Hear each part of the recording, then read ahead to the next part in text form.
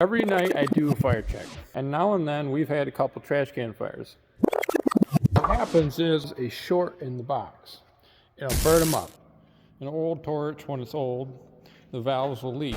Every night I do a fire check because we've had a fire before. I know exactly how this fire happened. I'm going to go through a few things I've learned through the years, and this has kind of been bugging me, and I wanted to address the fire that we had and what happened and what potentially caused it.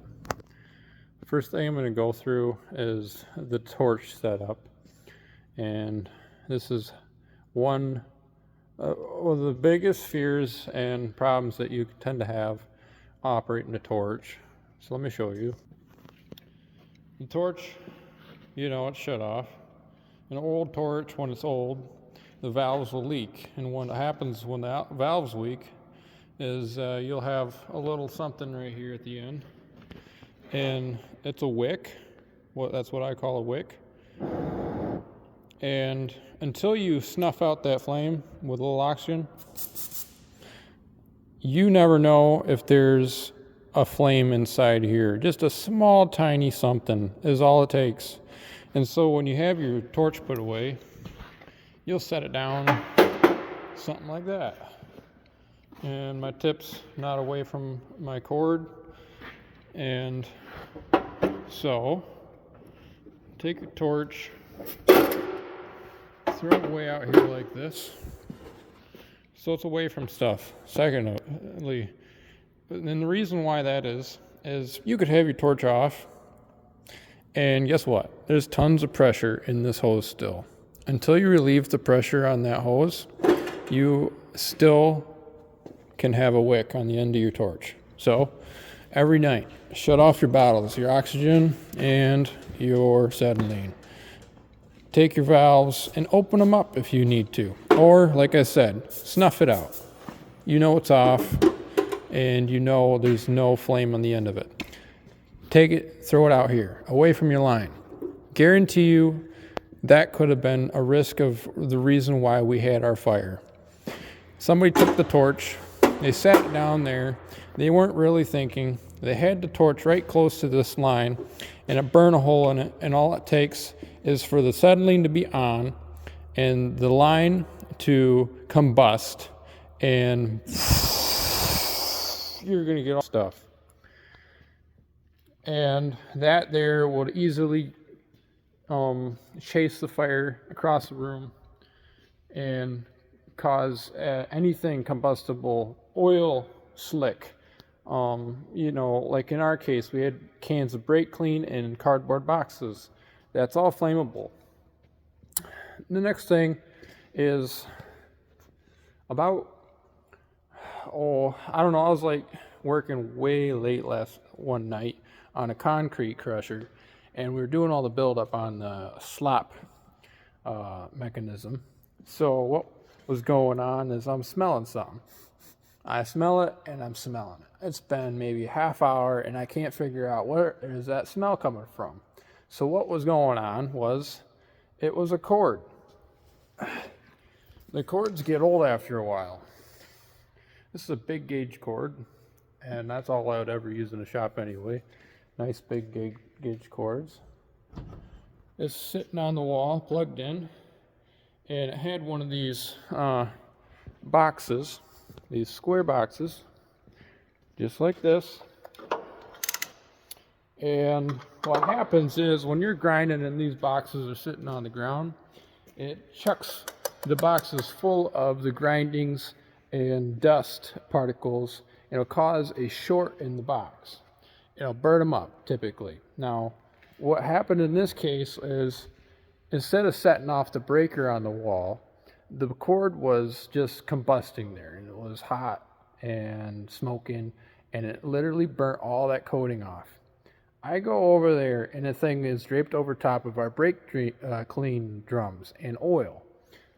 All it takes is a spark, maybe? I don't know. It would have easily set off that brake clean, and if I wasn't there at 5 a.m. in the morning, still working, we would have had a fire. But I caught that one. Every night I do a fire check. I take cords and I unplug them. That's why. I just told you why. And I don't care if it's a charger, if you're running a charger, unplug the thing. Deal with it in the morning. They got these quick charge systems on the chargers, and you can amp up your charger and you can quick start anything. So we don't need a charger running during the night. I know of an old elder person, a mentor, who told me, hey, I know exactly how this fire happened. And he said, I had a charger going on in the middle of the night. It was plugged up to a small cord, and that was draped over boxes and everything. Next morning, they found the whole thing burnt. And he says, I never told anybody, but that's how that garage burnt. So that's the electrical side of this. Unplug everything. And don't be throwing bigger breakers in your boxes when you have to. You really got to be calculating the amperage you're throwing through your walls on your building. And I think we also messed up there a little bit. The second one is these hot water heaters. Now, I learned from an investor a while back that these electrical heat exchangers that you mount on the wall that heat your water electrically can go bad. And we had it set on the inside of this bathroom on the wall. And the story was my relative looks around the corner of the garage and he sees sparks and looks like electrical fire. So that happened on this side of the building. And he said that it could have been an electrical fire. And I could almost believe that because I know that the hot water exchangers that are electrical can go bad. And I'm not entirely sure how, but that's where somebody should do some research and fact check that. But I thought I heard it, and I think be careful. Because all it takes is a sensor to go bad. And it's water, so. Is there anything else? Yeah, just don't have combustible materials laying around, okay? We had a few things laying over top of some brake clean, like I said, in boxes, and there was a few coats on top of the brake clean. What can happen is the embers of anything, if you just got done scarfing something and the embers didn't quite catch fire yet, the embers will sit there for, maybe 30 minutes. You'll have yourself a blazing fire and you wouldn't know it.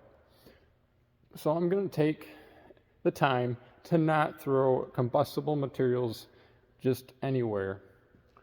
And now the second thing to that would be the trash cans. We had plastic trash cans like this one over here. That one had a bunch of plastic trash cans. You have your trash in there, paper towels, you name it. It's all combustible. And we'll be throwing flame around in here. And now and then we've had a couple trash can fires. So here's the deal. Get steel bins and turn them into trash can. So when the fire happens, and it will contain it, and the fire will go up rather than spreading in a plastic bin, and that thing will melt right down to the floor quick. And I've put out trash can fires more than once. So get rid of those trash cans. They're junk. You don't want them in your building. Oil. We had oil stored into this building, and it was a grave mistake. The reason being is when we have oil catching fire, and we had several 55-gallon barrels of oil. Now those actually boiled. They did not burn off. We had a couple totes full of oil. Those are plastic. That fueled the fire of this garage extremely hot. We had stuff melting. We had steel bending. This fire was the hottest fire we've had yet. And that was my grandpa's building. That burnt down, and I don't know what caused that fire either, but you'd have to talk to Tom on that one. They could have been the torch setup. You had a wick, boom.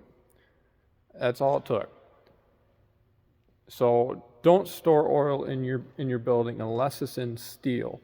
If it's in steel, I can guarantee you it actually held up very well over here in the corner where we had it stored. The oil was still there. They were throwing water on it to cool it off, and it was sitting there boiling. You know, the sound of boiling oil. It was all there, didn't burn off. So as long as it's in steel, you can have it in your building. And we had it in our building because we had a oil furnace. And the oil furnace is what heated the majority of this garage. So we won't do that again. Most of the oil will be in steel. This here is styrofoam. This stuff burns really hot. When the fire is hot enough, that styrofoam lights off really bad. It's supposed to be fire retardant, but that's only true when it doesn't have oxygen and the fire is not hot enough to continue the blaze. So this spray foam is highly burnable, and it burns really hot. It burns just like oil. Oil burns very hot. So having the entire building wrapped in steel, this is the greatest and the latest. We have everything steeled and it's all enclosed. So if there was ever an outbreak, we're actually going to do really well on controlling it. The attic, that's all blown in. I actually like blown in. When it comes to dampening a fire, the whole ceiling fell.